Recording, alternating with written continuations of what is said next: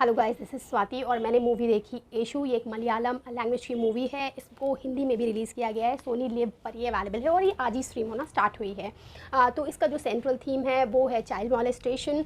इसमें बहुत सारे चाइल्ड मोलेस्टेशन के जो केसेस, चाइल्ड्स के अगेन केसेस होते हैं जिसमें उनका मोलेस्टेशन होता है, कभी रेप होता है, रेप के बाद उन्हें मार भी दिया जाता है। तो उसको जो सेंसिटिव टॉपिक है उसको लेकर इसके चारों तरफ कहानी बनाई गई है और आपको मूवी बहुत इमोशनल करेगी, यही इसका सबसे अच्छा एस्पेक्ट है। साथ ही कहानी भी बहुत ही अच्छे से जो एक्टर्स हैं उन्होंने परफॉर्म करी है, एग्जीक्यूशन बहुत अच्छे से हुआ है। तो इसमें एक सिक्योरिटी गार्ड होते हैं जिनका रोल जफ़र इडुकी जी ने प्ले किया है, बेहतरीन एक्टिंग करी है उन्होंने। उनको दो बच्चियां हैं और उनका मर्डर हो गया है, उसके लिए कोर्ट में जाकर गवाही देनी है। अब जिससे इनका नुकसान होगा वो लोग बहुत फुल प्रूफ प्लान बनाते हैं उन्हें मारने का और कुछ गुंडों को अलग अलग जगहों पर भेजते हैं अलग अलग चीज़ें करने के लिए। फिर इनको मारने के लिए एक इंसान को भेजते हैं और वो जो है जयसूर्या जी ने रोल प्ले किया है, वो उनको मारने के लिए आता है। फिर वो पूरी रात इनको इंटिमिडेट करता रहता है, इनकी कन्वर्सेशन उससे चलती रहती है।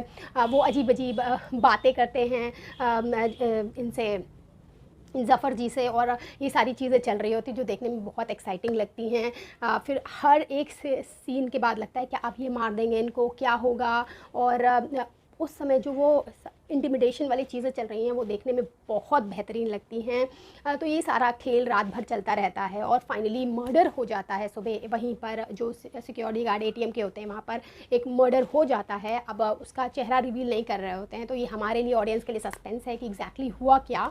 और फिर एंड में धीरे से सारी स्टोरी को ओपन करते हैं। कुछ एक सीन स्टार्टिंग में दिखाया था उससे उसका एंड में क्या रिलेशन होता है वो सारी चीज़ें हमें पता चलती हैं। तो इमोशंस बहुत अच्छे हैं इस मूवी के। बहुत ही आसानी से आप उस चीज़ से कनेक्ट हो जाएंगे, वो फील कर पाएंगे। एक्टिंग की वजह से ही ऐसा हुआ है, तो एक्टिंग तो टॉप नॉच है। और जो मैसेज डिलीवर कर रही है मूवी की, हम जनरली कहते हैं कि कलयुग का टाइम है, यहाँ पर छल प्रपंच का राज है और सच्चाई ईमानदारी बहुत कम बची है। लेकिन वो जो थोड़ी सी सच्चाई ईमानदारी बची है वो कितने लोगों का भला कर सकती है, इस मूवी में बहुत अच्छे से दिखाया गया है। और कभी कभी ईश्वर भी उससे इतना इन्फ्लुएंस हो जाता है उस सच्चाई ईमानदारी से कि स्वयं इंसान का रूप रखकर उस इंसान को मुसीबत से निकालने के लिए आता है।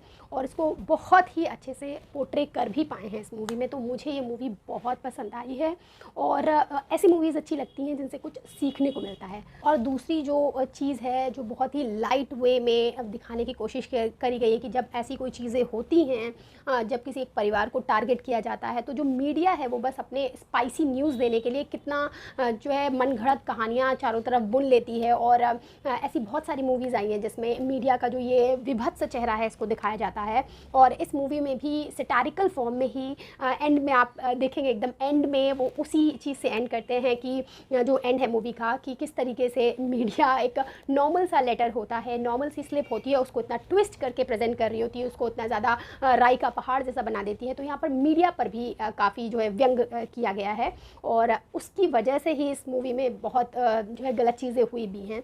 तो ये भी एक इशूज़ में दिखाया गया है। बाकी मूवी मुझे बहुत पसंद आई है और आप इस मूवी को बिल्कुल मिस ना करें। That's it, bye.